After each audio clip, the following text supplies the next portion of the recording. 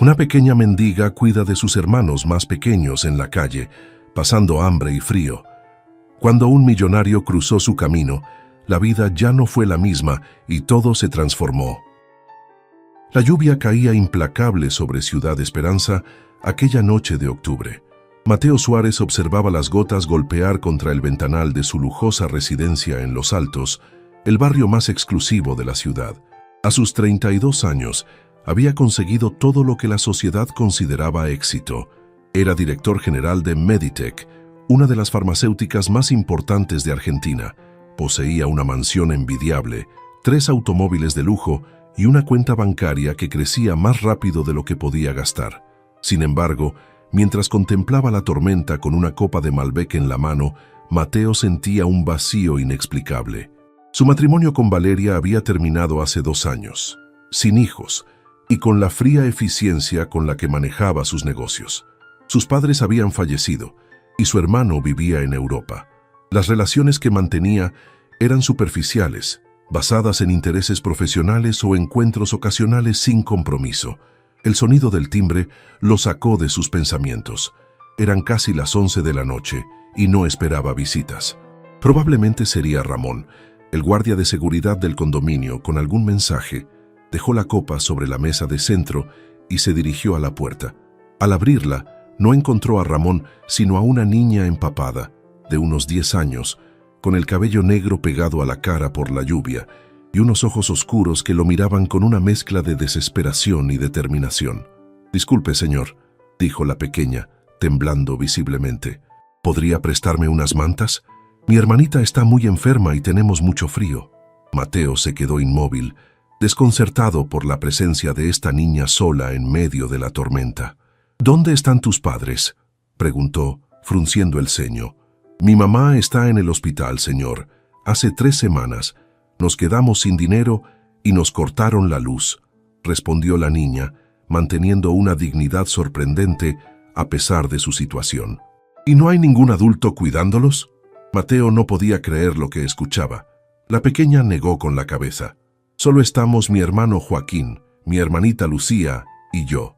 Me llamo Camila», añadió, como si sentir que debía presentarse formalmente. Algo en la compostura de la niña, en su valentía para salir en medio de una tormenta buscando ayuda, tocó algo profundo en Mateo. «¿Dónde viven?». «En Villa Esperanza, señor». «Al otro lado del puente», respondió Camila, refiriéndose al asentamiento informal que contrastaba dramáticamente con el lujo de Los Altos. Mateo dudó solo un instante. «Espera aquí», dijo, y fue rápidamente a buscar su abrigo y las llaves de su camioneta. Regresó con varias mantas y una chaqueta seca para la niña. «Te llevaré a casa. Quiero ver cómo está tu hermana». El rostro de Camila se iluminó con alivio, aunque Mateo notó que mantenía cierta cautela. «Gracias, señor. Toqué muchas puertas, pero nadie quiso ayudarme». Durante el trayecto, Mateo observaba a la niña por el espejo retrovisor. Camila miraba por la ventana, con una expresión demasiado seria para su edad, como si cargara responsabilidades que ningún niño debería soportar. «¿Cuántos años tienes, Camila?» «10 años, señor. Joaquín tiene 6 y Lucía 3. ¿Y tu mamá? ¿Qué le pasó?» «Neumonía», dijeron los médicos. Trabajaba limpiando casas y oficinas, a veces hasta muy tarde. Un día llegó con mucha fiebre y tos. Al principio siguió trabajando, pero después ya no pudo levantarse». La voz de Camila era monótona, como si relatara una historia que había contado muchas veces. Mateo sintió una punzada de culpa.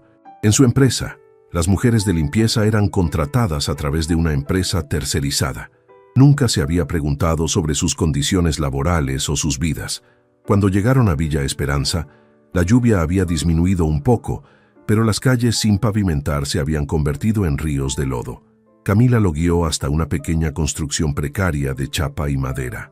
Al entrar, Mateo tuvo que agacharse para no golpearse con el techo bajo. El interior estaba iluminado apenas por una vela casi consumida. En un colchón en el suelo, una niña pequeña yacía envuelta en trapos viejos.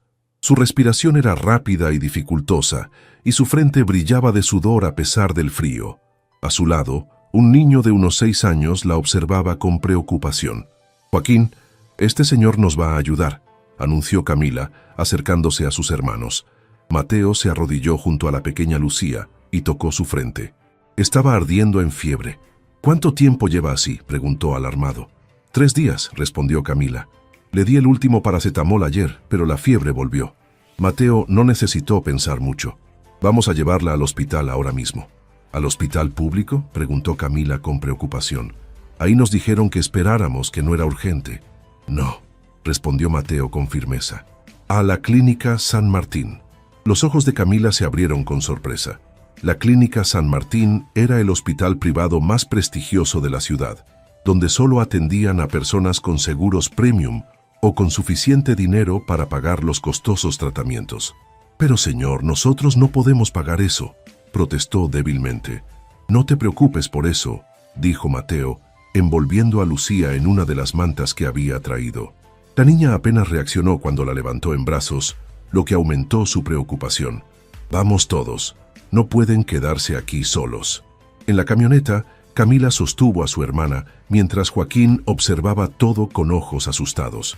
Mateo conducía lo más rápido que permitía la seguridad, consciente de que cada minuto podría ser crucial. Al llegar a la clínica, Mateo no necesitó identificarse. Como uno de los principales benefactores del hospital, fue reconocido inmediatamente. «Necesitamos atención de emergencia para esta niña», ordenó con la autoridad que usaba en las juntas directivas. En cuestión de minutos, Lucía fue llevada a una sala de emergencias donde un equipo médico comenzó a atenderla. Camila no quería separarse de su hermana, pero una enfermera la convenció de que esperara fuera.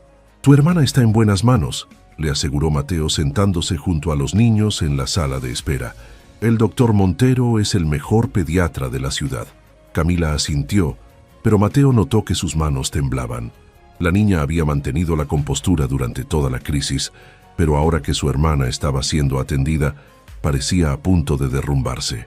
«¿Cuándo fue la última vez que comieron algo?», preguntó Mateo, notando la delgadez de ambos niños. Camila se encogió de hombros. «Esta mañana tomamos té con un poco de pan». Mateo se dirigió a la cafetería del hospital y regresó con sándwiches, frutas y chocolate caliente. Observó cómo los niños comían con avidez, especialmente Joaquín, que devoraba su sándwich como si no hubiera comido en días. Después de una hora que pareció eterna, el doctor Montero salió a hablar con ellos. «La niña tiene neumonía severa, complicada por una condición cardíaca no diagnosticada», explicó. «Estamos estabilizándola, pero necesitará tratamiento intensivo. Haga todo lo necesario, doctor. Yo me haré cargo de los gastos», respondió Mateo sin dudar. El médico asintió y se volvió hacia Camila. «¿Dónde está tu mamá, pequeña?» «En el hospital municipal, doctor, también con neumonía». El doctor Montero intercambió una mirada con Mateo. «¿Hace cuánto que está internada?» 3 semanas, respondió Camila. «Fui a verla varias veces, pero no me dejaron entrar por ser menor. La última vez una enfermera me dijo que seguía grave». «Necesitamos más información sobre su madre», dijo el médico a Mateo. «Podría haber un componente hereditario en la condición cardíaca de la niña». Mateo asintió. «Me encargaré de eso». Se volvió hacia Camila. «¿Sabes el nombre completo de tu mamá?» «Elena Gómez», respondió la niña. «Tiene 34 años». Mientras el médico regresaba con Lucía, Mateo hizo varias llamadas. Su posición le permitía mover influencias, y en menos de una hora había localizado a Elena Gómez en el hospital municipal y organizado su traslado a la Clínica San Martín. «Tu mamá vendrá aquí también», le informó a Camila, que lo miró con una mezcla de incredulidad y esperanza. «Los mejores médicos la atenderán igual que a Lucía». «¿Por qué hace todo esto por nosotros?», preguntó Camila, con una madurez que sorprendió a Mateo. «Ni siquiera nos conoce». Mateo reflexionó un momento. ¿Por qué lo hacía? Algo en estos niños, especialmente en Camila, había despertado sentimientos que creía olvidados. Quizás era la valentía de la niña, o tal vez la soledad que reconocía en sus ojos, un reflejo de la suya propia. «A veces, Camila, las personas se encuentran justo cuando más se necesitan», respondió finalmente. «Ustedes necesitaban ayuda, y yo, quizás, necesitaba recordar lo que realmente importa». La noche avanzaba, y Joaquín finalmente se había quedado dormido en una de las sillas, con la cabeza apoyada en el regazo de su hermana. Camila luchaba por mantenerse despierta, pero el agotamiento comenzaba a vencerla. «Deberían descansar ambos», sugirió Mateo. «Puedo conseguir una habitación donde puedan dormir cómodamente». Camila negó con la cabeza. «Quiero estar cerca cuando traigan a mamá y necesito saber cómo sigue Lucía». Mateo admiró una vez más la determinación de esta niña que había asumido responsabilidades de adulto en circunstancias tan difíciles. «Te prometo que te avisaré inmediatamente si hay novedades. Pero necesitas descansar para poder cuidar de tus hermanos mañana». Finalmente Camila accedió. Mateo los llevó a una habitación privada que había solicitado con 2 camas cómodas. Ayudó a acostar a Joaquín, que apenas se movió, sumido en un sueño profundo. «Estaré justo afuera si necesitas algo», le aseguró a Camila, que ya se había acostado pero mantenía los ojos abiertos. «Intenta dormir un poco». «Gracias, señor», murmuró la niña, y por primera vez desde que la conoció, Mateo vio que sus ojos se llenaban de lágrimas. No eran lágrimas de tristeza, sino de alivio, como si por primera vez en mucho tiempo pudiera permitirse ser una niña y no la cuidadora de todos. Mateo salió de la habitación conmovido. En el pasillo se encontró con el doctor Montero, que venía a informarle sobre el estado de Lucía. «La niña está respondiendo bien a los antibióticos, pero su condición cardíaca requerirá cirugía eventualmente», explicó el médico. «Es una comunicación interventricular, un defecto congénito que debería haber sido tratado hace tiempo». «¿Es operable?», preguntó Mateo preocupado. «Completamente. Con la cirugía adecuada y rehabilitación, podrá llevar una vida normal. Pero primero debemos controlar la infección y fortalecerla». Mateo asintió aliviado. «¿Y su madre? ¿Ha llegado ya?» «Acaba de ingresar. Está en estado crítico, con neumonía bilateral severa y desnutrición. La han intubado y está en cuidados intensivos». La gravedad en el rostro del médico preocupó a Mateo. «¿Se recuperará?» «Es difícil hacer pronósticos en estos casos», respondió el doctor Montero con cautela. «Haremos todo lo posible, pero ha estado recibiendo tratamiento insuficiente durante semanas. Su cuerpo está muy debilitado». Mientras el médico se alejaba, Mateo se quedó contemplando la puerta de la habitación donde dormían Camila y Joaquín.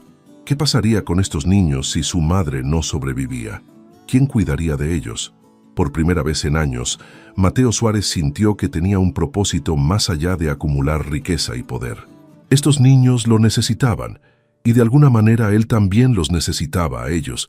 Afuera, la tormenta finalmente amainaba, pero Mateo sabía que para Camila, Joaquín y Lucía, la verdadera tormenta apenas comenzaba, y él había decidido, sin siquiera verbalizarlo, que no los abandonaría a su suerte. No sabía exactamente cómo, pero encontraría la manera de ayudarlos a atravesar esta crisis. Con esta resolución, se sentó en una silla fuera de la habitación, preparado para velar el sueño de los niños durante lo que quedaba de la noche. Mañana sería un nuevo día, con nuevos desafíos, pero por primera vez en mucho tiempo, Mateo sentía que estaba haciendo algo verdaderamente significativo.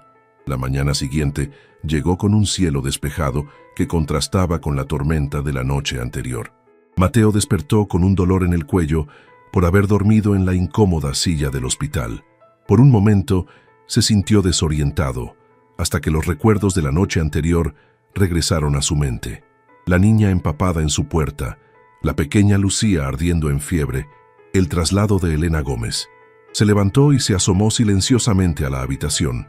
Camila y Joaquín seguían dormidos, exhaustos por las tensiones de los últimos días. Mateo aprovechó para ir a la cafetería, comprar desayuno para los niños y hacer algunas llamadas urgentes. «Claudia, necesito que canceles todas mis reuniones de hoy», le dijo a su asistente, «y contacta a Martínez del departamento legal. Necesito que venga a la clínica San Martín lo antes posible». Cuando regresó con bandejas de jugo, leche chocolatada, medialunas y frutas, encontró a Camila despierta, sentada en la cama con expresión preocupada. «Buenos días», saludó Mateo, intentando sonar animado. «Traje el desayuno. ¿Cómo está Lucía?», fue lo primero que preguntó la niña ignorando la comida. «Está respondiendo bien al tratamiento», respondió Mateo.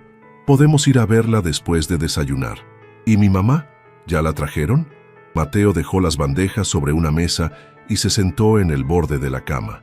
«Sí, Camila, tu mamá está aquí, pero…» dudó. buscando las palabras adecuadas para explicarle la situación a una niña de 10 años. Está muy enferma. Los médicos están haciendo todo lo posible para ayudarla.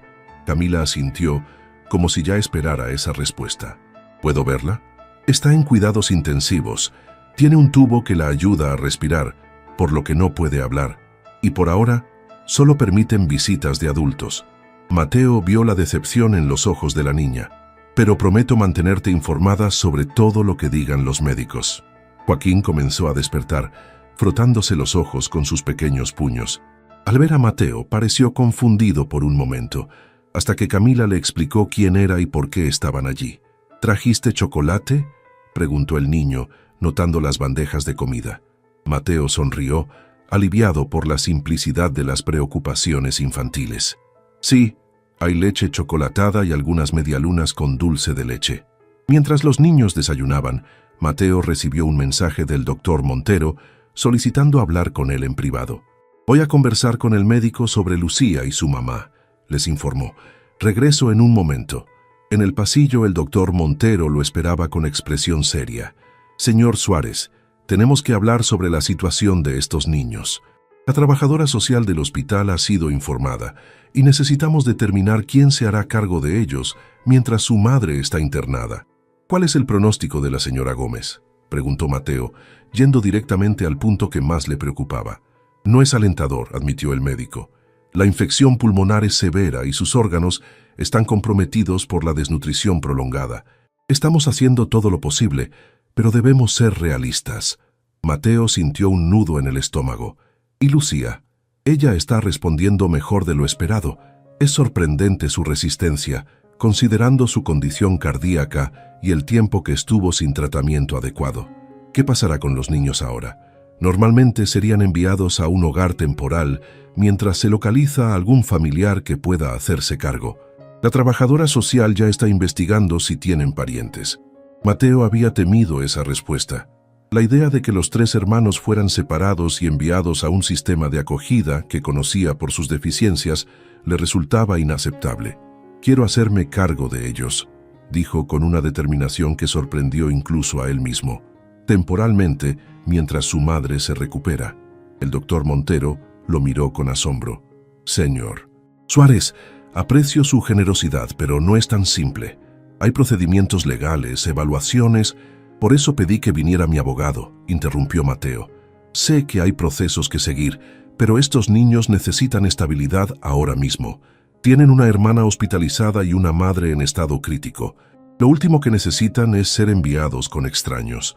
Antes de que el médico pudiera responder, una mujer de mediana edad con expresión severa se acercó a ellos. «Señor Suárez, soy Gabriela Pereira, trabajadora social del hospital. Entiendo que usted trajo a estos niños anoche». Mateo explicó brevemente la situación, incluyendo su deseo de cuidar temporalmente de los niños. La trabajadora social lo escuchó con expresión escéptica. «Su preocupación es encomiable, señor Suárez, pero usted no tiene relación familiar con estos niños. Además, tengo entendido que es un hombre soltero con un trabajo demandante. ¿Cómo planea cuidar de 3 menores?» «Puedo trabajar desde casa la mayor parte del tiempo», respondió Mateo sintiendo que debía defenderse. «Tengo espacio más que suficiente, recursos para contratar ayuda si es necesario y, sobre todo, los niños ya confían en mí». En ese momento, Martínez, el abogado de Mateo, llegó al hospital. Después de ponerlo al tanto de la situación, ambos se reunieron con la trabajadora social y el director del hospital en una oficina privada. La discusión fue larga y por momentos tensa. Martínez argumentó hábilmente sobre la capacidad de su cliente para proporcionar un entorno seguro y estable para los niños, mientras que la trabajadora social insistía en seguir los protocolos establecidos. «Entiendo su posición», dijo finalmente el director del hospital, «pero también debemos considerar el bienestar emocional de los niños en este momento traumático. Quizás podamos llegar a un acuerdo temporal mientras se completan las evaluaciones formales». Después de 2 horas de negociaciones, se llegó a un compromiso. Mateo recibiría una custodia temporal de emergencia por 2 semanas, durante las cuales se realizarían las evaluaciones necesarias para determinar si era apto para una custodia más prolongada. Mientras tanto, los servicios sociales realizarían visitas regulares para supervisar la situación. Cuando Mateo regresó a la habitación donde había dejado a Camila y Joaquín, los encontró jugando con una enfermera que había traído algunos juguetes de la sala pediátrica. ¿Podemos ver a Lucía ahora?, preguntó Camila inmediatamente al verlo. Sí, vamos a verla, respondió Mateo. Y después tenemos que hablar de algo importante. Lucía había sido trasladada a una habitación privada en el área pediátrica. Aunque seguía conectada a varios monitores y recibía oxígeno, su aspecto había mejorado notablemente. Sus mejillas tenían algo de color, y cuando vio a sus hermanos, una pequeña sonrisa iluminó su rostro. «Cami, Joaco», exclamó débilmente extendiendo sus bracitos. Camila corrió hacia la cama y abrazó cuidadosamente a su hermanita. Joaquín, más tímido, se quedó junto a Mateo hasta que éste lo animó a acercarse. «Te vas a poner bien, Luchi», le aseguró Camila acariciando su cabello. «Este señor nos está ayudando. Se llama Mateo». La pequeña miró a Mateo con curiosidad. «¿Eres un doctor?» «No», sonrió él conmovido por la inocencia de la niña. «Soy un amigo que va a cuidar de ustedes mientras tu mamá se mejora». Después de pasar un tiempo con Lucía, Mateo llevó a Camila y Joaquín a la cafetería para hablar con ellos sobre los arreglos que había hecho. «Por ahora Lucía tiene que quedarse en el hospital hasta que esté más fuerte», explicó. «Y su mamá también estará aquí por un tiempo. Mientras tanto, ustedes necesitan un lugar donde quedarse». «Podemos volver a casa», sugirió Camila, aunque sin mucha convicción. «Yo puedo cuidar de Joaquín». Mateo negó con la cabeza. «No es seguro que estén solos, Camila. Además, necesitan estar cerca del hospital para visitar a Lucía y a tu mamá». «¿Nos van a llevar a un orfanato?», preguntó Joaquín con voz temblorosa. «No», respondió Mateo firmemente. «He hablado con algunas personas importantes y hemos decidido que lo mejor es que se queden conmigo por ahora. Tengo una casa grande con habitaciones para cada uno y está cerca del hospital». Camila lo miró con desconfianza. «¿Por qué quiere que vivamos con usted? Ni siquiera nos conoce».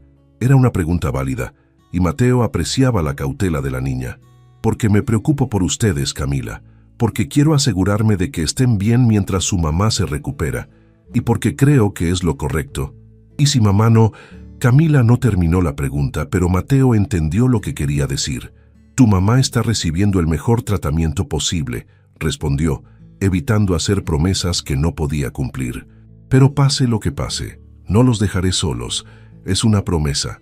Esa tarde, después de completar el papeleo necesario y recoger algunas pertenencias básicas de los niños en su precaria vivienda, Mateo los llevó a su casa en Los Altos. La expresión de asombro en los rostros de Camila y Joaquín al ver la mansión fue inolvidable. «¿Aquí vive usted solo?», preguntó Joaquín con los ojos muy abiertos. «Sí», respondió Mateo, sintiendo por primera vez lo absurdo de tener tanto espacio para una sola persona. «Pero ahora vivirán aquí conmigo por un tiempo». Les mostró las habitaciones que había preparado apresuradamente para ellos. Había pedido a su ama de llaves, Dolores, que comprara ropa, juguetes y artículos de aseo para los niños. La mujer, inicialmente sorprendida por la repentina llegada de los pequeños, había cumplido eficientemente con la tarea. «Mañana podemos ir a comprar más cosas que necesiten», ofreció Mateo. «Y también visitaremos a Lucía y a su mamá en el hospital». Esa noche, mientras cenaban en la enorme mesa del comedor que nunca antes había albergado a niños, Mateo observaba a Camila y Joaquín. El pequeño se había adaptado rápidamente, fascinado por la televisión gigante y los juguetes nuevos, pero Camila seguía reservada, como si esperara que en cualquier momento todo esto desapareciera. «¿En qué piensas, Camila?», preguntó Mateo, notando su silencio. «En mi mamá», respondió la niña, «y en que todo esto es muy extraño». «Lo sé», asintió Mateo. «Para mí también es nuevo. Nunca he cuidado de niños antes». «¿Por qué no tiene hijos?», preguntó Joaquín con la directa curiosidad infantil. Mateo sonrió con cierta tristeza. «Supongo que estaba demasiado ocupado trabajando, construyendo una empresa, ganando dinero. Pensaba que eso era lo más importante». «¿Y ahora ya no piensa eso?», inquirió Camila, sorprendiéndolo con su perspicacia. «Ahora creo que hay cosas mucho más importantes que el dinero», respondió sinceramente. «Como ayudar a otros cuando lo necesitan». Después de la cena, ayudó a los niños a prepararse para dormir. Joaquín se durmió casi inmediatamente. agotado por las emociones del día, pero cuando fue a despedirse de Camila, la encontró sentada en la cama, abrazando sus rodillas. ¿No puedes dormir?, preguntó sentándose a su lado. Siempre leo un cuento a Joaquín y Lucía antes de dormir, explicó la niña. Es raro no hacerlo. Puedo traerte un libro si quieres, ofreció Mateo. Tengo algunos en mi biblioteca. Camila negó con la cabeza. No es eso. Es que nunca he dormido en una habitación yo sola. Siempre estábamos los tres juntos. Mateo comprendió entonces que, a pesar de la comodidad material que ahora tenían, los niños habían perdido la seguridad emocional de estar juntos. ¿Quieres que Joaquín duerma aquí contigo? ¿Se puede?, preguntó Camila, con esperanza en su voz. Claro que sí. Es su casa ahora. Pueden organizarse como se sientan más cómodos. Mateo trajo al pequeño Joaquín, que apenas se despertó cuando lo trasladaron a la cama de su hermana. Camila inmediatamente se acurrucó protectoramente junto a él, visiblemente más relajada. Gracias, señor Mateo, murmuró la niña, ya con los ojos pesados por el sueño. Puedes llamarme solo Mateo, respondió él, arropándolos. Descansa, Camila. Mañana será otro día. Mientras cerraba suavemente la puerta de la habitación, Mateo reflexionó sobre los giros inesperados que había dado su vida en apenas 24 horas. De pronto, su enorme casa vacía albergaba risas infantiles y preocupaciones que iban mucho más allá de las fluctuaciones del mercado o las estrategias corporativas. Por primera vez en años, se sentía verdaderamente necesario. No como ejecutivo, no como jefe, sino simplemente como ser humano. Y aunque el futuro estaba lleno de incertidumbres, una cosa era clara: estos niños habían llegado a su vida por alguna razón, y él haría todo lo posible para no defraudarlos. Los días siguientes transcurrieron en una vorágine de actividades y ajustes para todos. Mateo, acostumbrado a su rutina estructurada de ejecutivo, se encontró de repente organizando horarios de comidas, visitas al hospital, compras de ropa y artículos escolares. Había decidido trabajar principalmente desde casa, delegando responsabilidades en su equipo de confianza y asistiendo solo a las reuniones más importantes. Para Camila y Joaquín, la adaptación a su nueva vida temporal era una mezcla de asombro y preocupación.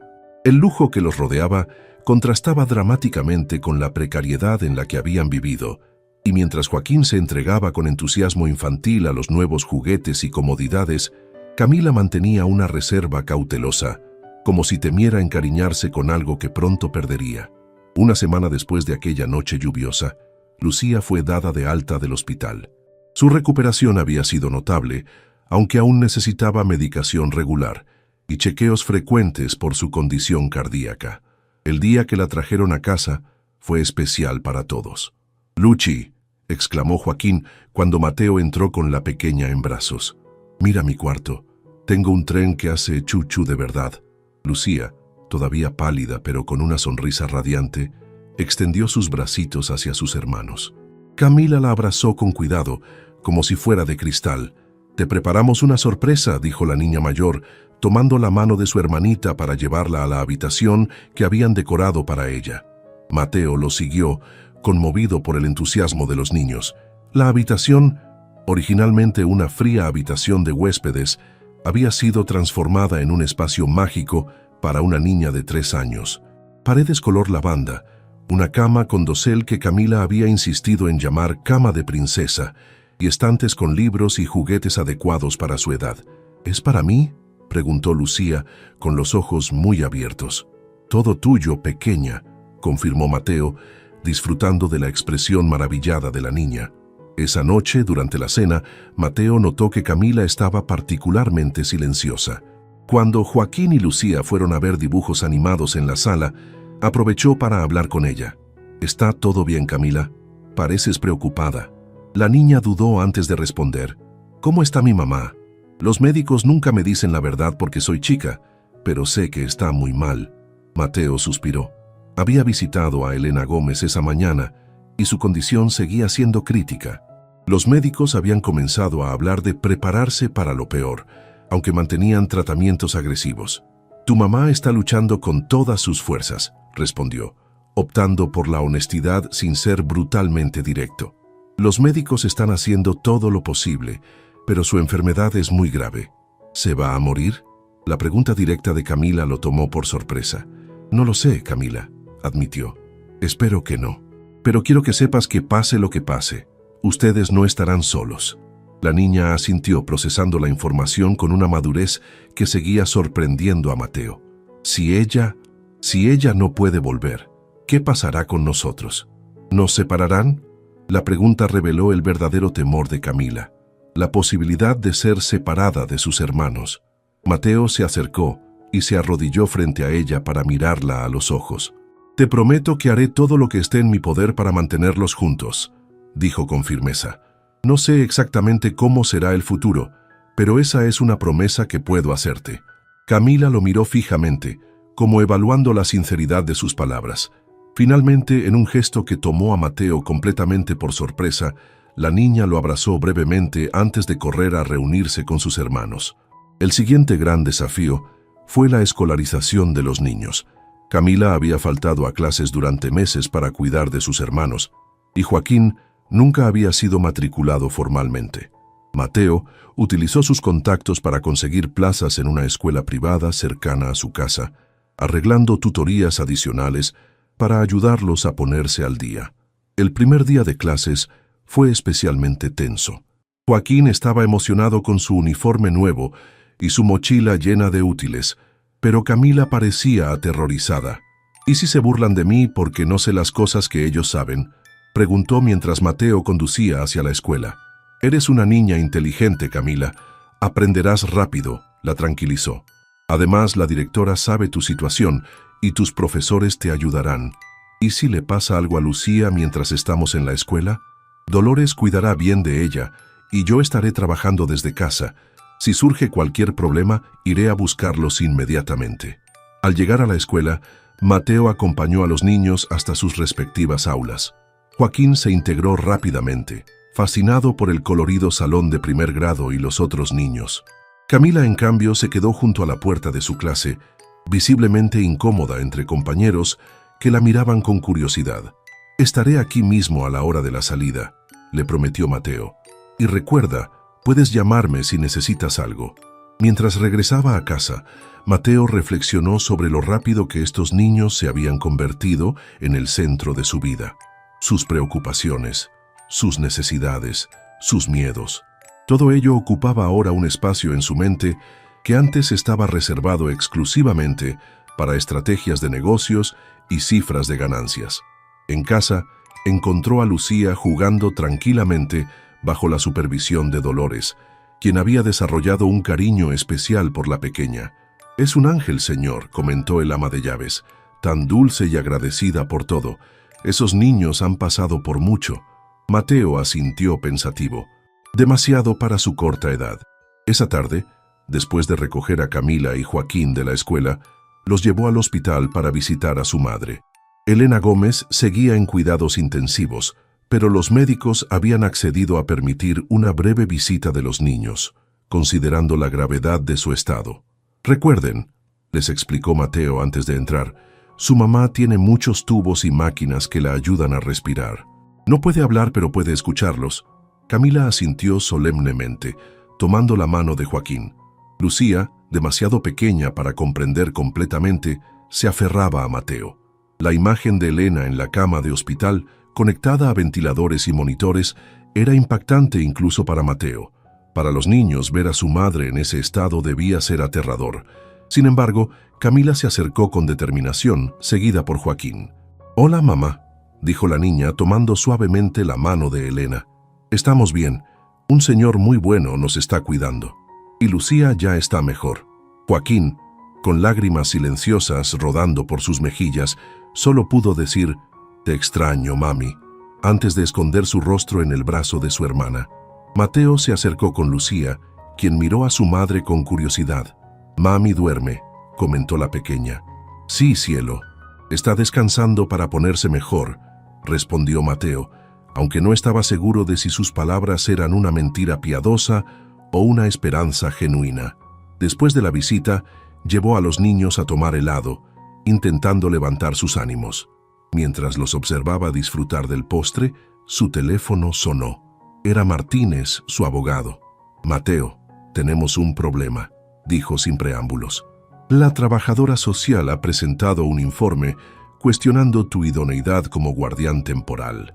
Argumenta que tu estilo de vida y compromisos laborales no son compatibles con el cuidado de 3 niños pequeños.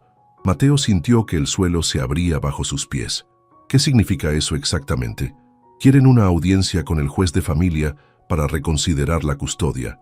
Están sugiriendo separar a los niños en diferentes hogares de acogida más adecuados. Eso es inaceptable, respondió Mateo, alejándose para que los niños no escucharan la conversación. Prometí a Camila que no los separarían. Lo sé, y estoy preparando nuestra defensa, pero debes saber que será una batalla difícil. No tienes relación familiar con ellos, y el sistema tiende a favorecer soluciones tradicionales. Después de colgar, Mateo observó a los 3 hermanos. Lucía había manchado su rostro con helado de chocolate, y Camila la limpiaba pacientemente mientras Joaquín contaba animadamente algo sobre su primer día de escuela. En solo una semana, estos niños se habían convertido en una parte esencial de su vida. La idea de que pudieran ser separados y enviados con extraños le resultaba insoportable. Esa noche, después de acostar a los niños, Mateo se encerró en su despacho y comenzó a investigar todas las opciones legales disponibles. Si el sistema quería quitarle a estos niños, tendría que enfrentarse a todos los recursos que su posición y fortuna podían movilizar. Mientras revisaba documentos legales y hacía llamadas, se dio cuenta de que estaba dispuesto a luchar con la misma determinación con la que había construido su imperio empresarial. Pero esta vez no se trataba de ganancias o poder. Se trataba de 3 pequeños seres humanos que habían llegado a su vida de la manera más inesperada, trayendo consigo un propósito que nunca había sentido antes. La audiencia con el juez de familia fue programada para la semana siguiente. Mateo preparó meticulosamente su caso con Martínez, reuniendo testimonios del personal del hospital, de la escuela, incluso de sus vecinos, todos atestiguando su compromiso con el bienestar de los niños. El día anterior a la audiencia, recibió una llamada urgente del hospital. El doctor Montero quería verlo inmediatamente. Con un presentimiento sombrío, Mateo se dirigió a la clínica, donde el médico lo esperaba con expresión grave. La condición de la señora Gómez ha empeorado significativamente, informó. Sus órganos están fallando a pesar de nuestros esfuerzos. Creo que deberíamos preparar a los niños. Mateo sintió un peso aplastante en el pecho, no por él, sino por Camila, Joaquín y Lucía, que estaban a punto de perder a su madre cuando ya habían perdido tanto. ¿Cuánto tiempo?, preguntó con voz ronca. Días, quizás horas, respondió el médico con pesar. Lo siento mucho. Esa noche, Mateo enfrentó la conversación más difícil de su vida. Reunió a Camila y Joaquín en la sala.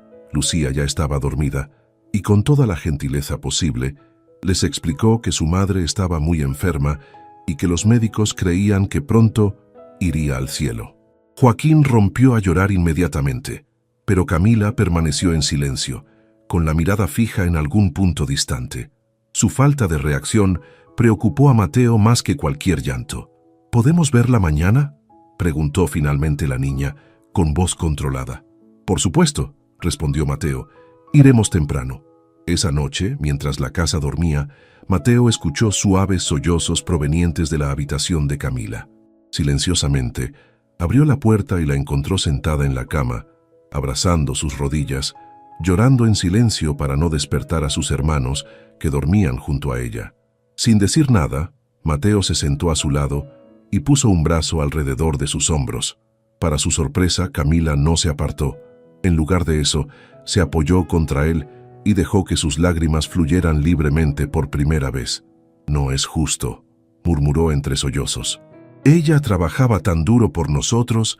«No, no es justo», concordó Mateo sintiendo sus propios ojos humedecerse. «Tu mamá es una mujer increíble, Camila, y tú eres igual de increíble. La forma en que has cuidado de tus hermanos». «¿Qué vamos a hacer ahora?», preguntó la niña, expresando el miedo que Mateo sabía que la atormentaba. «Vamos a seguir adelante, un día a la vez», respondió con toda la honestidad que pudo reunir. «Y voy a estar aquí con ustedes, pase lo que pase». Camila lo miró a los ojos, buscando alguna señal de duda o falsedad.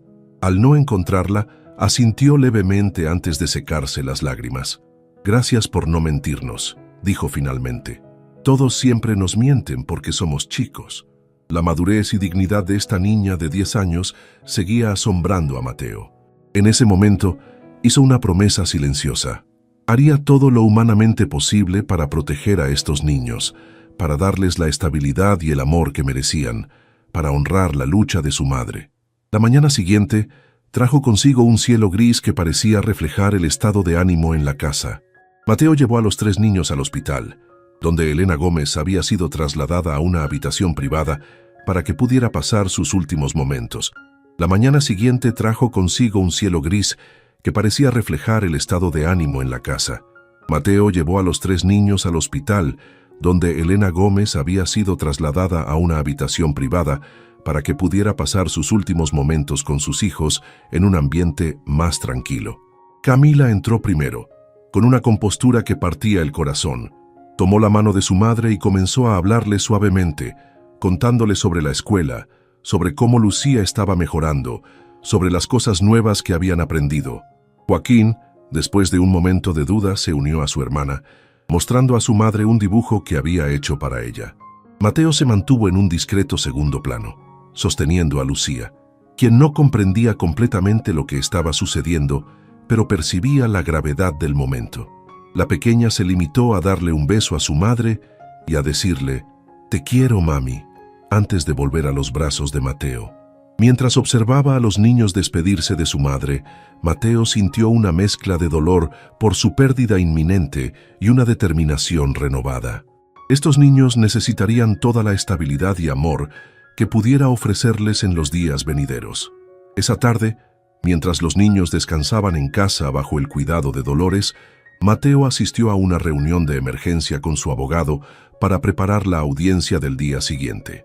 La noticia del empeoramiento de Elena había llegado a oídos de la trabajadora social, quien ahora argumentaba con más fuerza que los niños deberían ser colocados en hogares de acogida adecuados lo antes posible. «Están usando la situación a su favor», explicó Martínez con frustración. «Sugieren que los niños necesitarán un entorno familiar tradicional para procesar su duelo. ¿Y separar a 3 hermanos que acaban de perder a su madre les parece la mejor manera de ayudarlos?», respondió Mateo indignado. «Es absurdo. Estoy de acuerdo, pero debemos prepararnos para una batalla difícil mañana. El juez Morales es bastante tradicional en sus puntos de vista». La reunión fue interrumpida por una llamada del hospital. La voz grave del doctor Montero confirmó lo que Mateo temía. Elena Gómez había fallecido pacíficamente esa tarde, poco después de la visita de sus hijos. El regreso a casa fue uno de los momentos más difíciles en la vida de Mateo. Reunir a los niños, encontrar las palabras para explicarles que su madre había ido al cielo, sostenerlos mientras procesaban la noticia. Cada lágrima derramada, cada sollozo ahogado, cada pregunta angustiada de por qué se grabó en su memoria. Esa noche, los 3 hermanos durmieron juntos en la cama de Camila. Mateo se quedó sentado en una silla junto a ellos hasta que se durmieron, exhaustos por el llanto. Observando sus rostros finalmente en paz, tomó una decisión que cambiaría el curso de su vida para siempre. La mañana de la audiencia, Mateo se presentó impecablemente vestido, acompañado por su abogado y por una sorpresa, su hermana Patricia, que había volado desde Madrid al enterarse de la situación. «No puedo creer que no me llamaras antes», le había reprochado al recogerla en el aeropuerto. «¿Desde cuándo tomas decisiones tan importantes sin consultarme?» «Desde que una niña de 10 años me enseñó lo que realmente importa en la vida», había respondido él, abrazándola con fuerza. La presencia de Patricia, una respetada pediatra casada y con 2 hijos, fortalecía considerablemente su caso. Ella testificaría sobre la capacidad de su hermano para cuidar de los niños y ofrecería su apoyo como parte de la familia extendida que los acogería. La sala del juzgado estaba tensa cuando el juez Morales entró. La trabajadora social presentó primero sus argumentos, enfatizando la falta de experiencia de Mateo con niños, su exigente carrera y la ausencia de una figura materna en el hogar. Cuando llegó el turno de Mateo, se levantó con determinación. En lugar de permitir que su abogado hablara por él, Pidió dirigirse directamente al juez. Su señoría, hace 2 semanas, no conocía a estos niños. Hoy no puedo imaginar mi vida sin ellos, comenzó. Entiendo las preocupaciones planteadas sobre mi capacidad para ser un guardián adecuado. Es cierto que no tengo experiencia como padre. Es cierto que mi carrera ha sido el centro de mi vida hasta ahora. Pero también es cierto que estoy dispuesto a hacer todos los cambios necesarios para darles a Camila, Joaquín y Lucía el hogar estable y amoroso que merecen. Mateo hizo una pausa, mirando directamente al juez. Estos niños acaban de perder a su madre.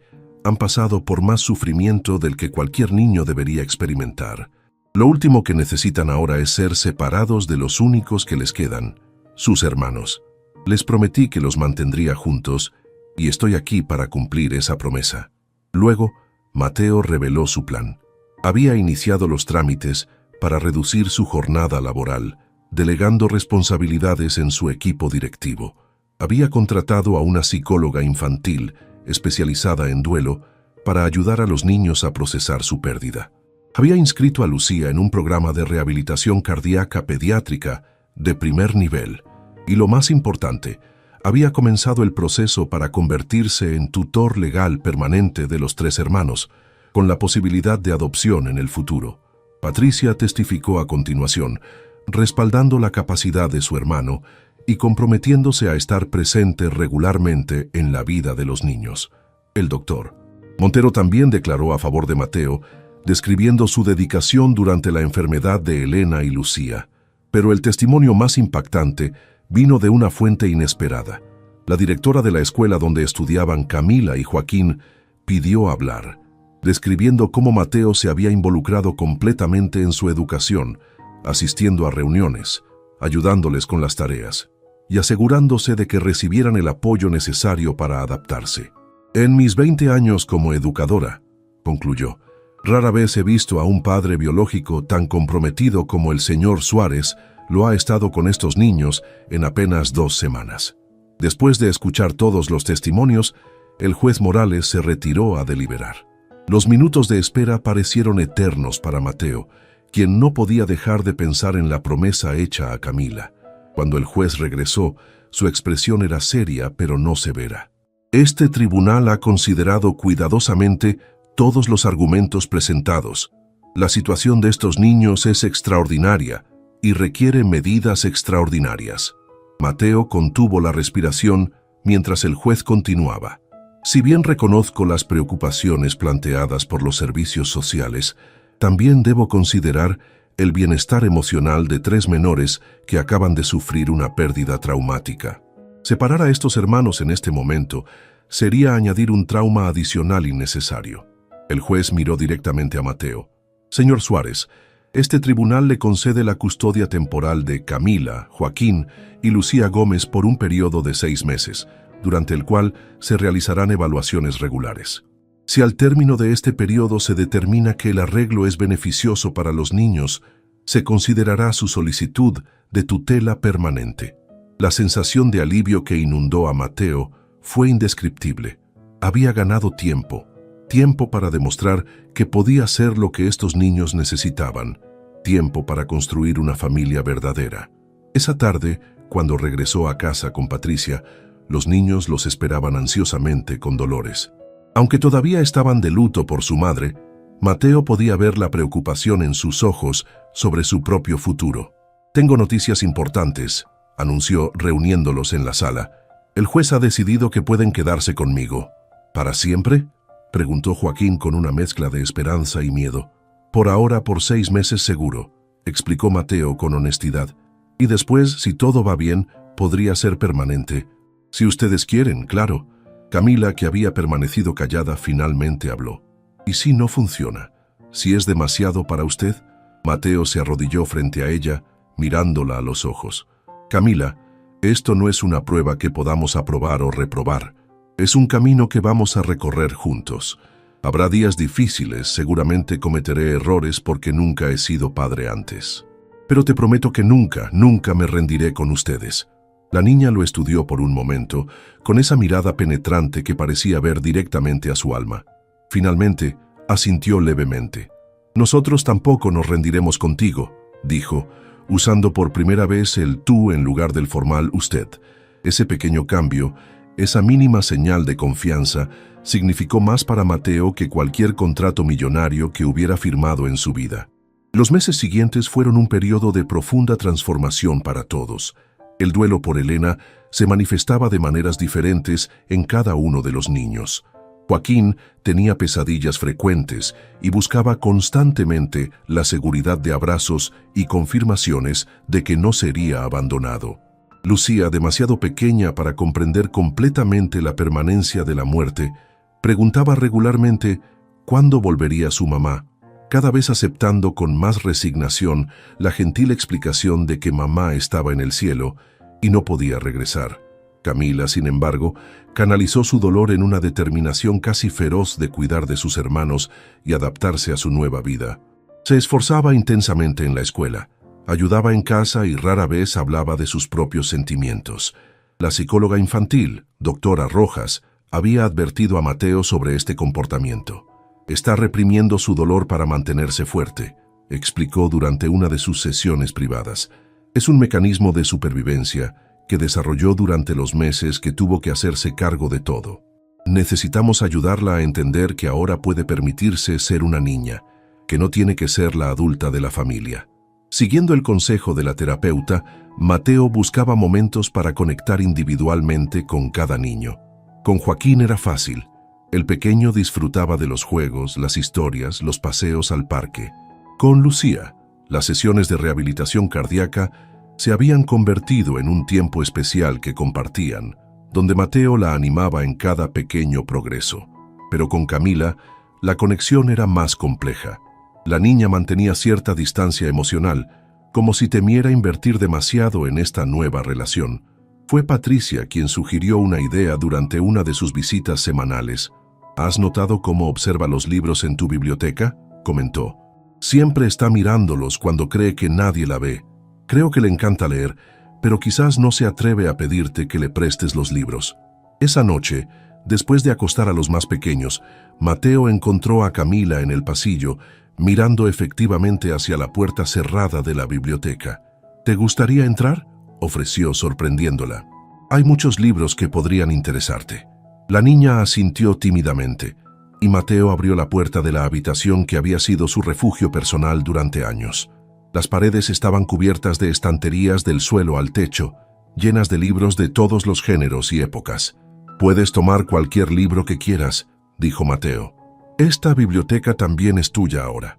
Camila recorrió la habitación con reverencia, pasando sus dedos por los lomos de los libros. «¿Has leído todos estos?», preguntó con asombro. «La mayoría», sonrió Mateo. «Los libros han sido mis mejores amigos desde que era niño». «A mí también me gusta leer», confesó Camila. «En la escuela anterior, la bibliotecaria me dejaba quedarme después de clases para leer, porque sabía que en casa no teníamos libros». «¿Qué tipo de historias te gustan? ¿De aventuras? ¿De misterio? Historias donde los personajes enfrentan problemas difíciles, pero encuentran la manera de superarlos». Mateo asintió, comprendiendo perfectamente por qué esas historias resonaban con ella. Se acercó a una de las estanterías y sacó un libro con cubierta azul desgastada. «Este era mi favorito cuando tenía más o menos tu edad», dijo, entregándoselo. «Es sobre una niña que descubre un mundo mágico y debe encontrar el valor para salvarlo». Camila tomó el libro con cuidado como si fuera un tesoro. «¿Puedo llevármelo a mi habitación?». «Por supuesto. Y cuando lo termines, podemos hablar sobre él si quieres y elegir otro». Ese fue el comienzo de un ritual que transformaría su relación. Cada noche, después de que Joaquín y Lucía se dormían, Mateo y Camila pasaban media hora en la biblioteca, discutiendo el libro que ella estaba leyendo o eligiendo uno nuevo. Poco a poco, estas conversaciones literarias se fueron expandiendo a temas más personales. «¿Por qué nunca te casaste?», preguntó Camila una noche mientras hojeaba un nuevo libro. La pregunta tomó a Mateo por sorpresa. «Estuve casado hace tiempo con una mujer llamada Valeria, pero no funcionó». «¿Por qué no?». «Supongo que ambos queríamos cosas diferentes de la vida», reflexionó Mateo. «Yo estaba obsesionado con mi trabajo, con construir mi empresa. Ella quería viajar, vivir experiencias, tener hijos». Al final, nos dimos cuenta de que nos habíamos convertido en extraños que compartían una casa. ¿La extrañas? A veces extraño la idea de lo que podríamos haber sido, respondió honestamente. Pero no la extraño a ella específicamente. Creo que nunca nos conocimos realmente. Camila asintió procesando esta información. Mi mamá nunca se casó con mi papá. Él nos dejó cuando Lucía era bebé. Dijo que 3 hijos eran demasiada responsabilidad. La amargura en su voz era evidente, y Mateo sintió una oleada de rabia hacia ese hombre desconocido que había abandonado a su familia. Algunas personas no están preparadas para ser padres, dijo cuidadosamente. Pero eso no tiene nada que ver con ustedes. El problema estaba en él, no en ti o tus hermanos. Lo sé, respondió Camila con una madurez sorprendente. Mi mamá siempre nos dijo que éramos lo mejor que le había pasado, aunque la vida fuera difícil. Tu mamá era una mujer extraordinaria, afirmó Mateo. Crió a 3 niños maravillosos en circunstancias muy difíciles. Eso requiere una fuerza y un amor inmensos. Los ojos de Camila se humedecieron, pero no lloró. En cambio, cambió de tema, preguntando sobre otro libro que había visto en la estantería. Mateo respetó su necesidad de distanciarse de las emociones dolorosas, sabiendo que el proceso de duelo llevaría tiempo. Mientras los niños se adaptaban a su nueva vida, Mateo también experimentaba profundos cambios. Su perspectiva sobre el trabajo, el éxito y la felicidad se había transformado completamente. Las largas horas en la oficina, las negociaciones agresivas, la constante búsqueda de expansión y ganancias, todo eso parecía ahora secundario, frente a momentos como ver a Lucía dar sus primeros pasos sin fatigarse, escuchar a Joaquín leer en voz alta una historia completa por primera vez, o compartir una conversación significativa con Camila. Su equipo directivo había notado el cambio.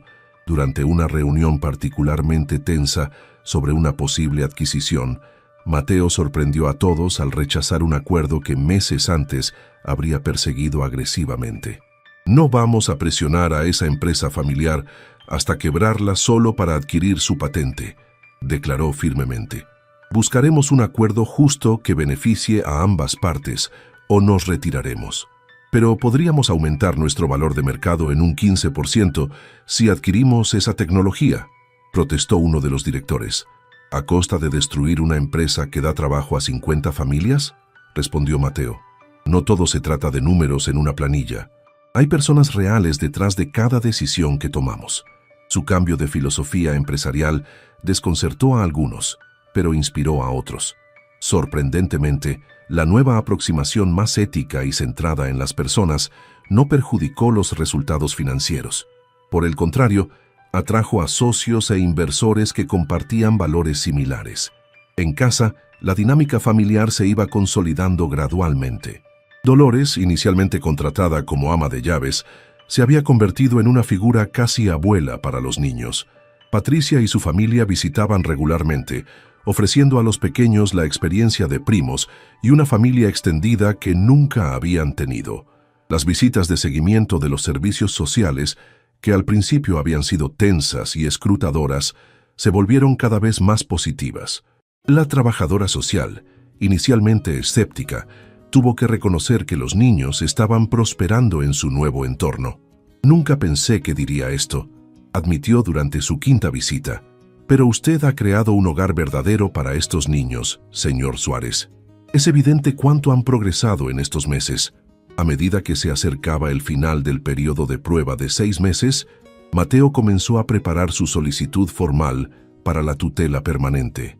Martínez, su abogado, estaba optimista sobre sus posibilidades. Todos los informes son favorables, explicó durante una reunión.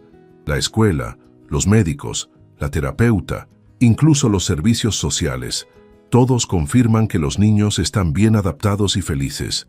Además, has demostrado un compromiso excepcional con su bienestar. ¿Qué hay sobre la adopción?, preguntó Mateo. Era un tema que había estado considerando cuidadosamente. Es posible, pero es un proceso más largo y complejo, respondió Martínez. Primero aseguremos la tutela permanente. Después, si los niños están de acuerdo, podemos iniciar el proceso de adopción. Esa noche, Mateo decidió hablar con los niños sobre el futuro. Después de la cena, los reunió en la sala para una reunión familiar, un concepto que había introducido para discutir decisiones importantes que afectaban a todos. Como saben, pronto se cumplen los 6 meses desde que el juez decidió que vivirían conmigo, comenzó. La próxima semana tendremos otra audiencia para decidir si pueden quedarse permanentemente. ¿Nos pueden llevar a otro lugar?, preguntó Joaquín con alarma. Es posible, pero muy poco probable, respondió Mateo con honestidad. Todos los informes son positivos y creo que el juez verá que estamos bien juntos. Pero antes de la audiencia, quiero saber cómo se sienten ustedes. ¿Les gustaría quedarse aquí conmigo de forma permanente?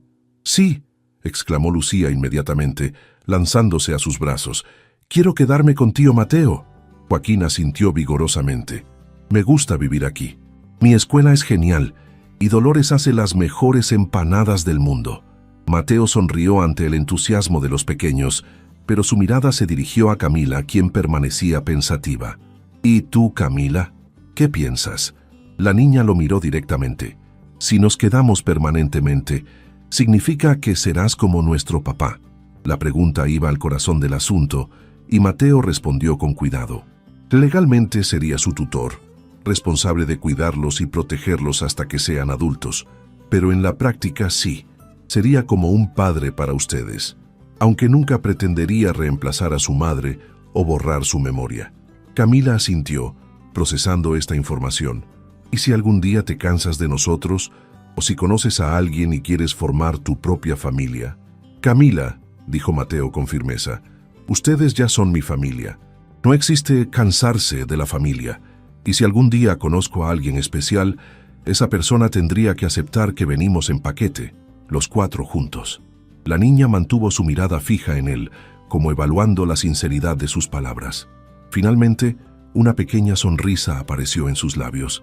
Entonces sí me gustaría quedarme, permanentemente. El alivio que sintió Mateo fue inmenso.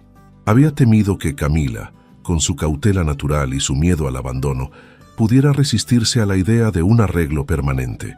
Hay algo más que quiero preguntarles, continuó, sintiendo que era el momento adecuado. En el futuro, si todo va bien con la tutela permanente, existe la posibilidad de que los adopte legalmente. Eso significaría que legalmente serían mis hijos. Incluso podrían llevar mi apellido si quisieran. Pero es una decisión muy importante que no tenemos que tomar ahora. Solo quería que supieran que es una posibilidad, para que puedan pensarlo. ¿Seríamos los Suárez?, preguntó Joaquín, probando cómo sonaba. Podrían ser Gómez Suárez, para mantener el apellido de su mamá también, sugirió Mateo. Me gusta cómo suena, sonrió el niño. Lucía, aunque probablemente no comprendía todas las implicaciones, aplaudió con entusiasmo. «Yo quiero ser hija de tío Mateo». Camila, como siempre, fue más reflexiva. «Necesito pensarlo», dijo finalmente. «No porque no quiera, sino porque es una decisión muy grande». «Por supuesto», asintió Mateo, respetando su proceso. «No hay prisa. Lo importante es que estemos juntos, sin importar los apellidos o los papeles legales». Esa noche, después de acostar a los niños, Mateo se sentó en el porche trasero con una taza de té, contemplando las estrellas. Recordó aquella noche lluviosa que había cambiado su vida para siempre, cuando una niña empapada había tocado a su puerta pidiendo mantas.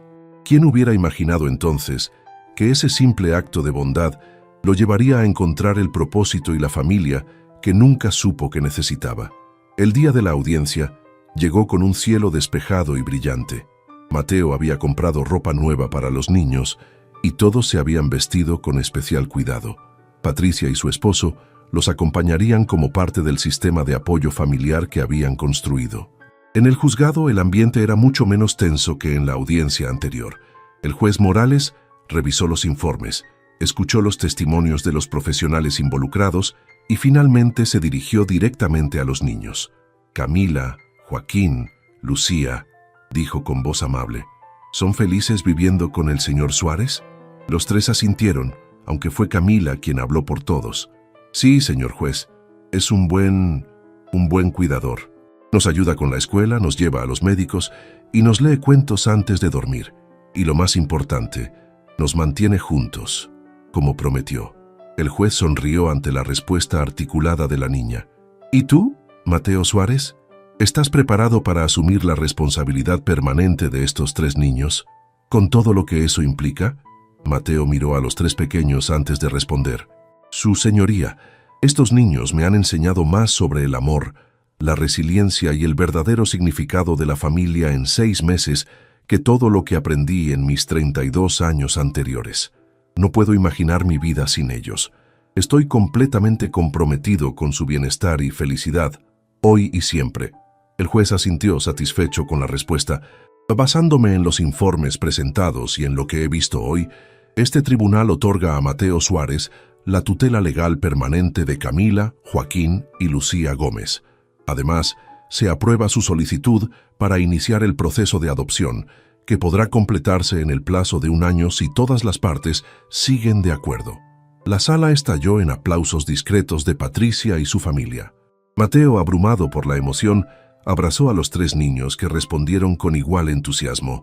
¿Eso significa que podemos quedarnos para siempre?, preguntó Joaquín, buscando confirmación. Sí, para siempre, respondió Mateo, con la voz quebrada por la emoción. Al salir del juzgado, Camila tomó la mano de Mateo, un gesto espontáneo que significaba más que 1000 palabras. Juntos, caminaron hacia el futuro, no como un hombre solitario y 3 huérfanos, sino como una familia verdadera, forjada no por la sangre, sino por el amor, la elección y la promesa de estar siempre unidos, pasara lo que pasara. 1 año había transcurrido desde aquella noche lluviosa en que Camila tocó la puerta de Mateo. La vida de todos había cambiado drásticamente durante ese periodo, transformaciones que ninguno hubiera podido imaginar. La adopción oficial se había completado 3 meses atrás, en una ceremonia emotiva donde los niños habían elegido mantener el apellido Gómez como segundo apellido, honrando la memoria de su madre. Ahora eran legalmente Camila, Joaquín y Lucía Gómez Suárez, y la casa que una vez había sido la fría mansión de un soltero adinerado se había transformado en un hogar vibrante lleno de risas, juegos y ocasionales discusiones infantiles. Lucía, ahora con 4 años, había florecido tras su cirugía cardíaca. De la niña pálida y frágil que apenas podía caminar sin fatigarse, quedaba poco rastro. Ahora era una pequeña enérgica que asistía al jardín de infantes y tomaba clases de ballet, actividad que adoraba. Sus rizos oscuros y su sonrisa contagiosa la convertían en la favorita de todos sus maestros. Joaquín, a sus 7 años, se había revelado como un estudiante brillante, con particular talento para las matemáticas y las ciencias. Su curiosidad insaciable mantenía a Mateo constantemente buscando respuestas a preguntas como ¿por qué el cielo es azul? ¿O cómo respiran los peces? Recientemente, había comenzado a tomar clases de ajedrez, demostrando una habilidad estratégica sorprendente para su edad. Camila, ahora con 11 años, había experimentado la transformación más profunda. La niña seria y desconfiada que cargaba el peso del mundo sobre sus pequeños hombros había dado paso gradualmente a una preadolescente más relajada y confiada. Aunque mantenía cierta madurez que la distinguía de sus compañeros, ahora también disfrutaba de actividades propias de su edad. Había entrado al equipo de natación de la escuela, participaba en el club de lectura y recientemente había comenzado a mostrar interés en aprender a tocar la guitarra. Mateo también había cambiado.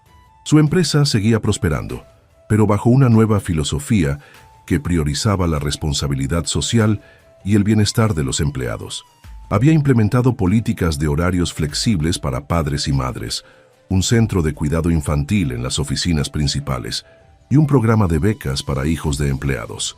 La revista Empresas Argentinas lo había destacado recientemente como ejemplo de un nuevo tipo de liderazgo corporativo más humano y sostenible.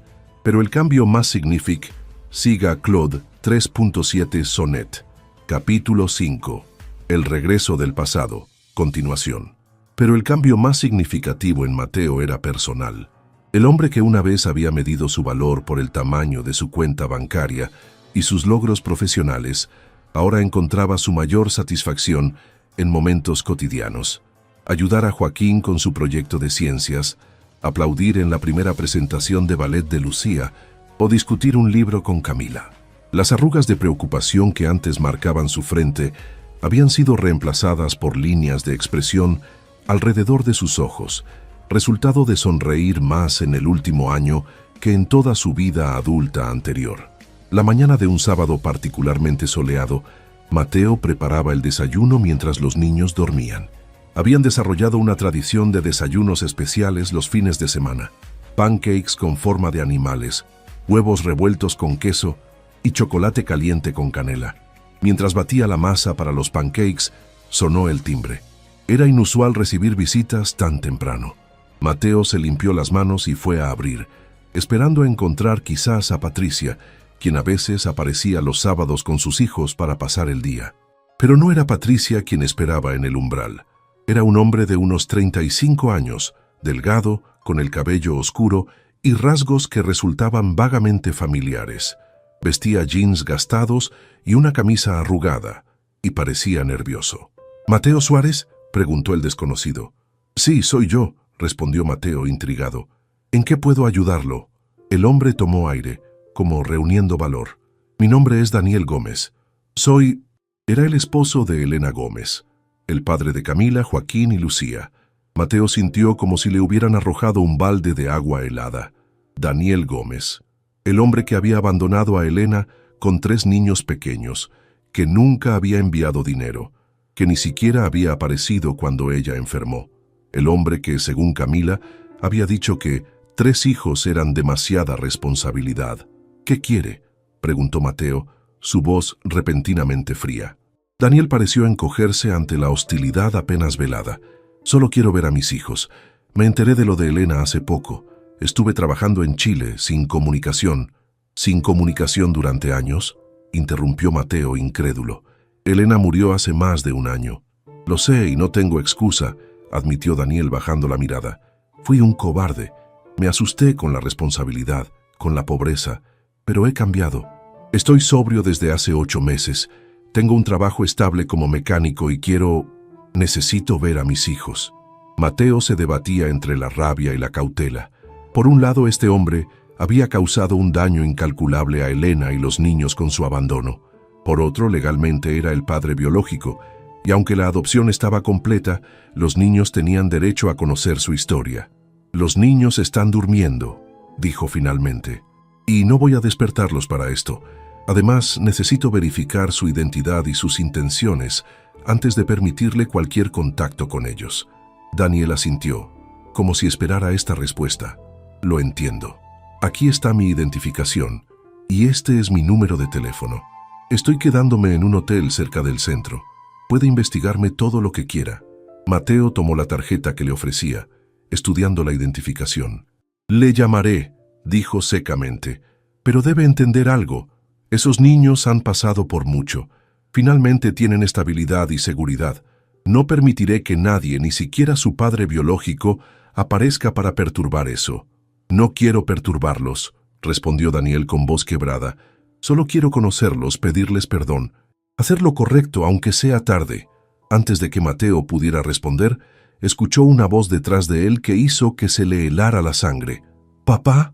Camila estaba en el pasillo, con el cabello despeinado por el sueño y los ojos muy abiertos, fijos en el hombre que estaba en la puerta. Daniel la miró con una mezcla de asombro y dolor. «¿Camila? Dios mío, estás tan grande». La niña se quedó inmóvil, como paralizada. Su rostro, normalmente expresivo, se había convertido en una máscara impenetrable. Mateo reaccionó rápidamente, colocándose protectoramente junto a Camila. «Camila, este es Daniel Gómez. Dice ser tu padre biológico». «Lo es», confirmó ella con voz plana. «Lo reconocí por la foto que mamá guardaba». Daniel dio un paso hacia adelante, pero se detuvo cuando vio a Camila retroceder instintivamente. «Camila, ¿por qué estás aquí?», interrumpió la niña con una dureza impropia de sus 11 años. «Mamá murió hace más de un año. Ni siquiera viniste a su funeral». «No lo sabía, Cami. Estaba en Chile trabajando en las minas. Acabo de enterarme hace unas semanas cuando regresé y busqué a tu madre». «No me llames Cami», respondió ella con frialdad. «Solo las personas que me quieren pueden llamarme así». El dolor en el rostro de Daniel era evidente, pero Mateo no podía sentir simpatía por él. Su preocupación estaba completamente centrada en Camila, cuyo cuerpo tenso revelaba el tumulto emocional que estaba experimentando. «Creo que este no es el momento adecuado», dijo Mateo firmemente. «Daniel, le llamaré para coordinar otro encuentro, en circunstancias más apropiadas». Daniel asintió derrotado. «Lo entiendo. Lo siento, Camila. No quería aparecerme así. Por favor, dile a Joaquín y Lucía que estoy aquí, que quiero verlos cuando estén listos». Camila no respondió. Simplemente se dio la vuelta y caminó hacia la cocina con la espalda rígida y los puños apretados. Después de que Daniel se marchara, Mateo encontró a Camila sentada en la isla de la cocina, mirando fijamente la masa de pancakes abandonada. «¿Estás bien?», preguntó suavemente, sentándose frente a ella. «¿Por qué vino ahora?», respondió ella con otra pregunta. «Después de todos estos años, después de que mamá muriera sola en ese hospital». Mateo eligió sus palabras cuidadosamente. «Dice que no sabía lo de tu mamá hasta hace poco, que ha cambiado y quiere conocerlos». «No lo necesitamos», afirmó Camila con vehemencia. «Tenemos una familia ahora. Te tenemos a ti. Y siempre me tendrán», aseguró Mateo. «Nada cambiará eso. Pero él es tu padre biológico y tal vez...». «No es mi padre», interrumpió Camila. «Un padre no abandona a sus hijos. Un padre no deja que su esposa trabaje hasta enfermarse mientras él desaparece. Tú eres más padre que él, aunque solo llevemos un año juntos». Mateo sintió una mezcla de orgullo y preocupación ante estas palabras. «Camila, entiendo tu enojo. Tienes todo el derecho a sentirte así, pero también creo que todos merecemos una segunda oportunidad. No digo que debas perdonarlo o aceptarlo en tu vida, solo que quizás deberías escuchar lo que tiene que decir». Camila lo miró con intensidad. «¿Y si quiere llevarnos con él? Legalmente es nuestro padre». «No, legalmente yo soy su padre ahora», aclaró Mateo. «La adopción está completa. Él renunció a sus derechos paternales al abandonarlos. Nadie puede separarlos de mí a menos que yo sea declarado no apto, lo cual no va a suceder». Esta confirmación pareció tranquilizar ligeramente a Camila. «No quiero que Joaquín y Lucía sepan que está aquí. No todavía. Lucía ni siquiera lo recuerda. Y Joaquín apenas. Les rompería el corazón. Respetaré tu decisión por ahora», acordó Mateo. «Pero eventualmente tendremos que decírselo, y mientras tanto investigaré a Daniel, me aseguraré de que sus intenciones sean genuinas». En ese momento se escucharon pasos apresurados bajando las escaleras, y Joaquín apareció en la cocina, seguido por una somnolienta Lucía. «¡Pancakes!», exclamó el niño, olvidando momentáneamente los buenos modales en su entusiasmo. Mateo y Camila intercambiaron una mirada de entendimiento antes de volver a la normalidad del desayuno familiar. Pero Mateo podía ver que detrás de la sonrisa forzada de Camila, una tormenta se estaba gestando. Los días siguientes fueron tensos. Mateo contrató discretamente a un investigador privado para verificar la historia de Daniel Gómez. Los resultados confirmaron parcialmente su relato. Había estado trabajando en una mina remota en Chile durante los últimos 3 años. Había completado un programa de rehabilitación por alcoholismo 8 meses atrás y ahora tenía un empleo estable como mecánico en un taller respetable. Mientras tanto, Camila se había vuelto más retraída. La psicóloga, doctora Rojas, con quien seguía teniendo sesiones quincenales, advirtió a Mateo sobre el impacto que la reaparición de Daniel podría tener en los avances que la niña había logrado. Camila finalmente estaba permitiéndose confiar, sentirse segura, explicó la terapeuta. La aparición repentina de su padre biológico ha reactivado sus miedos al abandono y su desconfianza. Necesitará mucho apoyo para procesar esto. Después de una semana de deliberación, Mateo decidió que era momento de hablar con Daniel nuevamente. Organizó un encuentro en una cafetería neutral, sin los niños, para establecer claramente los términos de cualquier posible relación futura. Daniel llegó puntualmente, luciendo más presentable que en su primera aparición. Se sentaron en una mesa apartada y Mateo fue directo al grano. «He verificado su historia», comenzó. «Parece que está diciendo la verdad sobre su trabajo en Chile y su rehabilitación. Pero necesito entender exactamente qué es lo que busca con mis hijos». Daniel notó el énfasis en «mis hijos», pero no lo cuestionó. «Solo quiero conocerlos, saber quiénes son, qué les gusta, cómo han crecido. No pretendo interferir en sus vidas o reclamar ningún derecho. Sé que perdí ese privilegio cuando los abandoné. ¿Y si ellos no quieren conocerlo?, preguntó Mateo directamente. Camila, especialmente, tiene sentimientos muy fuertes al respecto. Daniel bajó la mirada. Lo merezco. Ella era la mayor, la que más recuerda. Tenía solo 5 años cuando me fui, pero era tan despierta, tan observadora. Probablemente vio más de lo que debería sobre mis problemas con el alcohol, mis peleas con Elena. Ella también fue quien tuvo que hacerse cargo cuando su madre enfermó, añadió Mateo, sin poder contener cierta dureza en su voz. Una niña de 10 años cocinando, cuidando a sus hermanos, buscando ayuda en medio de una tormenta porque no tenían luz ni comida. El rostro de Daniel se contrajo de dolor. No puedo cambiar el pasado, dijo con voz quebrada. Si pudiera volver atrás, pero no puedo. Solo puedo intentar ser mejor ahora, mostrarles que he cambiado, que me importan. Mateo estudió al hombre frente a él. Parecía genuinamente arrepentido, pero la paternidad le había enseñado a ser cauteloso cuando se trataba del bienestar emocional de sus hijos. Propongo lo siguiente, dijo finalmente. Hablaré con los 3 sobre usted.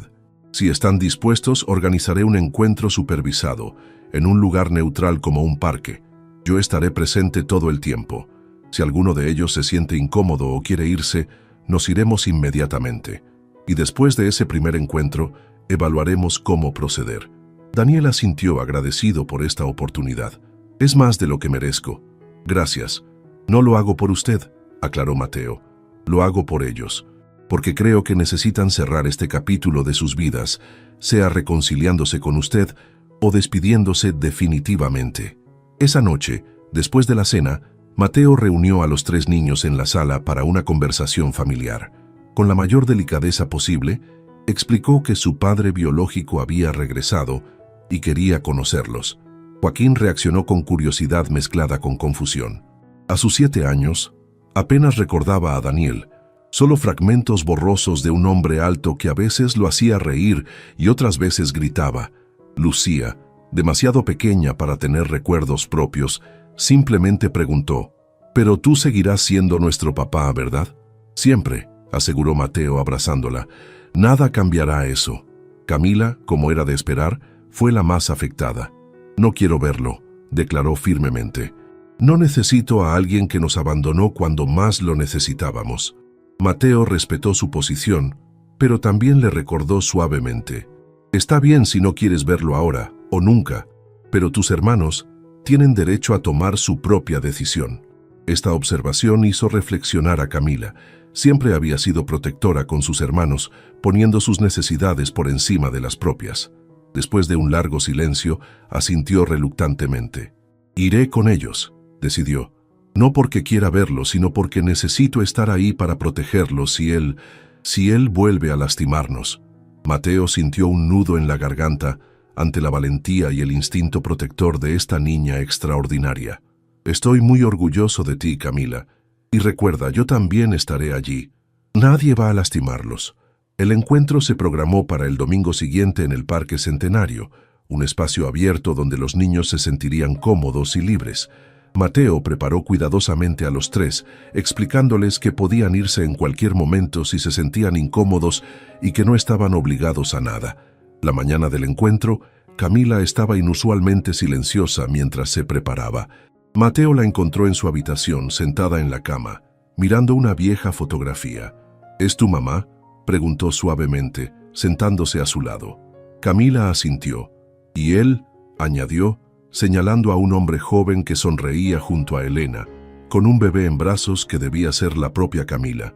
«Se veían felices aquí. Probablemente lo eran en ese momento», respondió Mateo. «Las personas y las relaciones son complicadas, Camila. A veces la gente que se ama también se lastima». «¿Crees que de verdad ha cambiado?», preguntó la niña, revelando la pregunta que realmente la atormentaba. «No lo sé», respondió Mateo honestamente. «La gente puede cambiar si realmente lo desea, pero solo el tiempo lo demostrará. Por eso vamos a ir paso a paso». Camila guardó la fotografía y se levantó, enderezando los hombros con determinación. «Estoy lista». El parque estaba lleno de familias disfrutando del domingo soleado. Daniel ya los esperaba en el lugar acordado, un área con mesas de picnic cerca del lago. Cuando vio acercarse a la familia, se puso de pie nerviosamente, con un paquete en las manos. Joaquín y Lucía se detuvieron, repentinamente tímidos, ante este extraño que supuestamente era su padre. Camila, fiel a su papel protector, se colocó ligeramente delante de ellos. «Hola», saludó Daniel con voz insegura, «gracias por venir». Mateo asintió brevemente y presentó formalmente a los niños, aunque era innecesario. «Joaquín, Lucía, Camila, este es Daniel Gómez. Traje algo para ustedes», dijo Daniel, extendiendo el paquete. «No son regalos exactamente, son recuerdos». Curiosos a pesar de su recelo, los niños se acercaron mientras Daniel abría el paquete. Contenía un álbum de fotografías y algunos objetos pequeños, un sonajero de madera tallada, un pequeño auto de juguete, una pulsera de cuentas coloridas. «Este sonajero era tuyo, Lucía», explicó, mostrándoselo a la pequeña. «Lo tallé yo mismo cuando tu mamá estaba embarazada. Y este autito fue tu primer juguete, Joaquín. Te encantaba llevarlo a todas partes». Los niños más pequeños comenzaron a relajarse gradualmente, fascinados por estos objetos que conectaban con una historia que apenas conocían. Camila, sin embargo, mantenía su distancia, observando cada movimiento de Daniel con ojos cautelosos. Cuando Daniel abrió el álbum de fotos, incluso ella no pudo resistir acercarse. Allí estaban: Elena joven y sonriente, Camila como bebé, luego como niña pequeña sosteniendo a un bebé Joaquín, y finalmente los tres hermanos juntos cuando Lucía era apenas una recién nacida. «Tu mamá era la persona más fuerte que he conocido», dijo Daniel mirando una foto de Elena. «Trabajaba, estudiaba, cuidaba de ustedes, todo al mismo tiempo. Yo no era ni la mitad de fuerte que ella». «¿Por qué te fuiste?», preguntó Joaquín directamente, con la honestidad brutal de los niños. Daniel respiró profundamente antes de responder. «Porque tenía problemas, Joaquín. Bebía demasiado alcohol, perdía trabajos, discutía con tu mamá. Me asusté con la responsabilidad y huí, en lugar de enfrentar mis problemas y cuidar de mi familia. Fue el peor error de mi vida. ¿Y por qué volviste ahora?». Esta vez fue Camila quien habló, su voz cargada de emociones contenidas. «Porque finalmente enfrenté mis demonios», respondió Daniel, mirándola directamente. «Porque dejé de beber, busqué ayuda y entendí que les debía al menos una explicación, una disculpa, aunque sea tarde. No espero que me perdonen o me acepten en sus vidas. Solo quería que supieran que lo siento, profundamente, y que nunca dejé de pensar en ustedes». El silencio que siguió fue denso, cargado de emociones no expresadas. Finalmente, Lucía, con la inocencia de sus 4 años, se acercó a Daniel y tocó su mano. «¿Puedo ver más fotos de mamá?», preguntó simplemente. Y así, el hielo comenzó a romperse lentamente. Durante las siguientes 2 horas, compartieron historias, recuerdos, preguntas. Daniel respondió todo con honestidad, sin excusarse, asumiendo la responsabilidad de sus acciones. Mateo observaba atentamente, listo para intervenir si era necesario, pero permitiendo que la conversación fluyera naturalmente.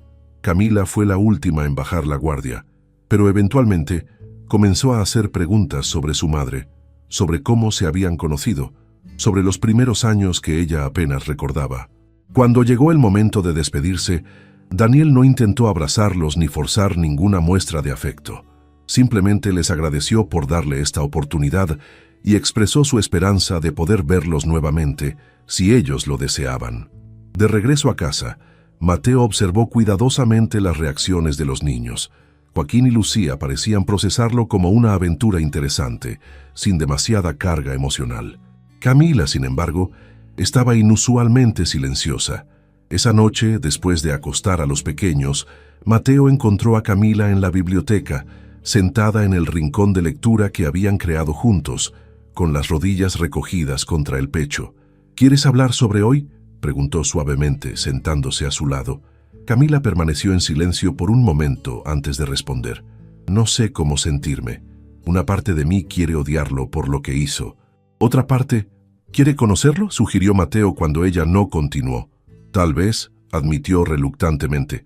«Es extraño ver a alguien que se parece a ti, que comparte tu sangre, pero que es prácticamente un extraño.